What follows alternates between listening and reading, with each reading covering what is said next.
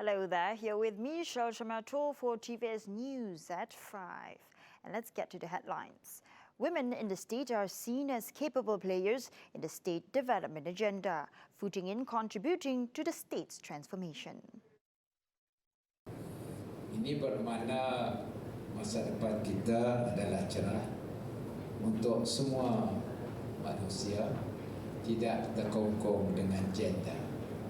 Sebab itu dalam kita mentransformasikan ekonomi kita ke arah 2030 yang berteraskan kepada digital ekonomi, ia akan memberi peluang saksama di antara mereka yang mencuburi di dalam kaedah-kaedah pendekatan yang baru dalam kita hendak membangunkan negeri kita.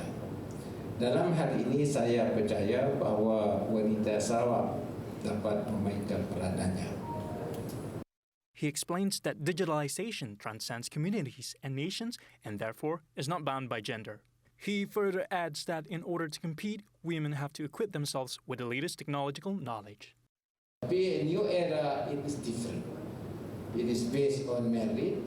Dan saya yakin bahawa masyarakat lelaki, you have to acknowledge that.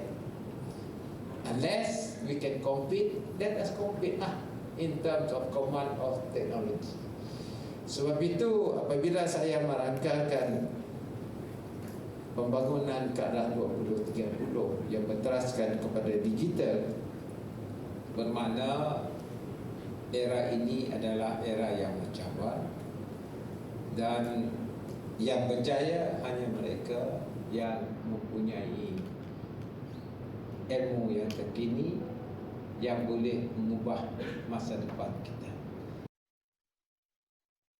The landscape of Limbang and Lawas will undergo full transformation following the development of roads and other infrastructures. At the same time, these areas will be among the newest attractions in Sarawak, in line with the state's government's vision to develop northern regions of the state.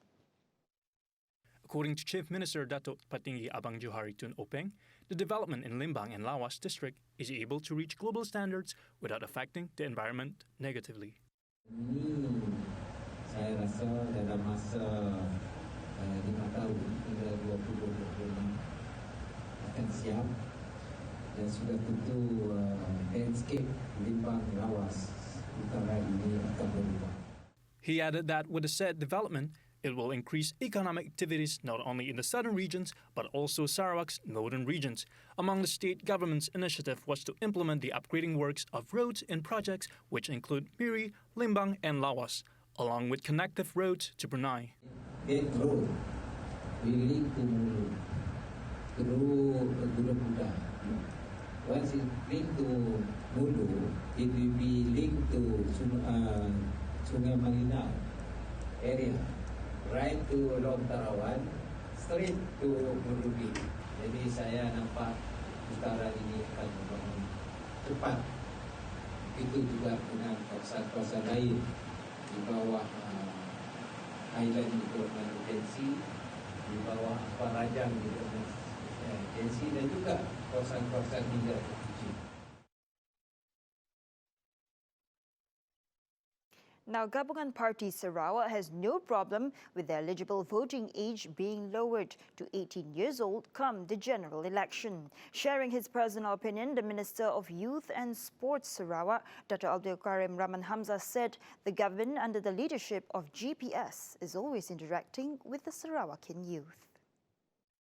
Hence, he is of the view that the lowering of voting age to 18 years old does not necessarily pose a problem in politics. Tapi pandangan saya, oleh kerana benda ini sudah dilulus di Parlimen, kalau semuanya teratur dan kita mempunyai ramai yang sudah mendaftar 18 tahun ke atas, tidak ada menjadi masalah. Kita di Sarawak 18 tahun kan, 16 tahun kan, kalau ia jadi undang-undang, we are prepared, we are close to the youth. We are not worried. GPS is very, very close to the youth also. However, Karim, who is also president of Parti Pesaka Bumiputra Bersatu Sarawak, said it is up to the Election Commission to decide whether the country is ready to lower the voting age. Previously, it was reported that a bill of Constitutional Law 2019 to lower the voting age from 21 to 18 years old was approved in 2019. However, the Yang di-Pertua Negara Tan Sri Dr. Rais Yatim recently said it is simply not practical to lower the voting age at this time.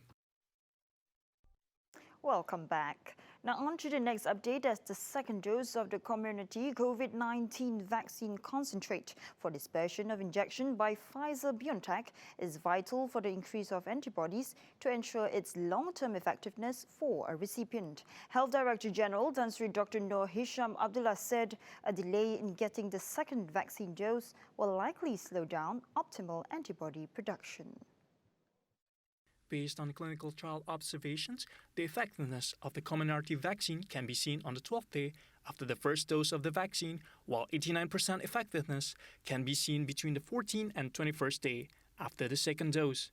Currently, the long-term effectiveness of the vaccine dose of Comirnaty is still unknown, as vaccine recipients in a clinical trial have been receiving 2 doses with an interval between 19 to 42 days. However, Strategic Advisory Group of Experts of Immunization from the WHO advised that the second dose should be given after 21 to 28 days after the first dose. The Health Ministry is always conducting continued observation against the vaccine, which is used in the National COVID-19 Immunization Program to ensure quality, safety, and effectiveness of the vaccine.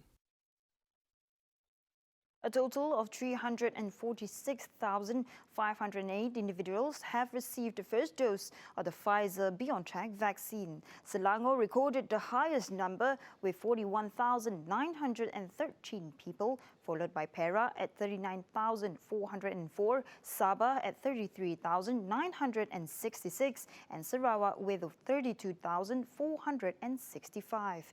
This was revealed by Health Minister Datuk Seri Dr. Adam Baba as of the first phase of the National COVID-19 Immunization Program. The first phase involves some 500,000 frontliners. Following the next news, as the recent accusations of cruelty levied against the police, which have caused negative perceptions towards them, were made by individuals who want to gain popularity.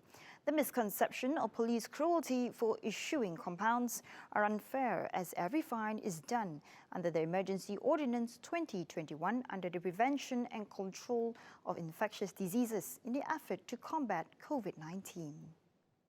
Ambil kesempatan ada yang nak jadi popular kan, lontarkan tuduhan-tuduhan liar ni macam ni, lepas tu sembunyi tangan kan, macam kes pengemis dekat Ladatu tu. Dengan virus ni menular sana sini kan, dekat Sabah sekarang dah turun daripada 1,000 hari tu, sekarang dah turun semalam 35 je, nak turunkan lagi. Jadi polis kena ambil tindakan, jangan biarkan palak-palak ni berkeliaran macam tu. Mungkin dia dijangkiti, so tangkap keluar dalam news mengatakan polis denda dia 10,000 compound. Itu sebenarnya ditangkap dan diserahkan kepada kebajikan supaya dia dapat dikawal di situ. Jangan dibiar berkeliaran. Ramai. Police personnel only acts as a team to enforce the law under Act 342 of the Control of Infectious Diseases Act. Meanwhile, society would need to be more mature in evaluating the actions of the police, as they are taken solely for the sake of the people and to curb the COVID-19 pandemic. Those who have felt wrong or are in the right can appeal to the Health Ministry under the District Health Office in the districts where compounds are being imposed. And Malaysia's oil and gas services and equipment, or OGSE industry, is likely to see a rebound in 2021 after a setback in the last 2 years due to the COVID-19 pandemic and the swing in oil and gas prices on the back of increased production by shale producers in the United States. Malaysia Petroleum Resources Corporation President and Chief Executive Officer Muhammad Yazid Jafar said that the recovery would be mainly driven by the rollout of the vaccination programs globally and the opening of international borders. He said this in an interview recently, prior to the release of MPRC's 6th edition of Top 100 OGSE Companies in Malaysia 2019. OGSE 100 is a list of top 100 OGSE companies in Malaysia, ranked based on revenue. The companies are assessed based on their consolidated financial results for the financial year 2019. The study is based on 1,563 active Petronas licensed companies whose primary business is related to the OGSC sector. Muhammad Yazid also noted that the local OGSC players continued to be affected by the global oil prices movement in 2019, but a number of local OGSC companies have emerged stronger as regional champions with sizable growth, such as Serba Dynamic Holdings Berhad and K&M Group Berhad. In the long run, OGSC companies must be agile and ready to change and becoming resilient due to the nature of the industry.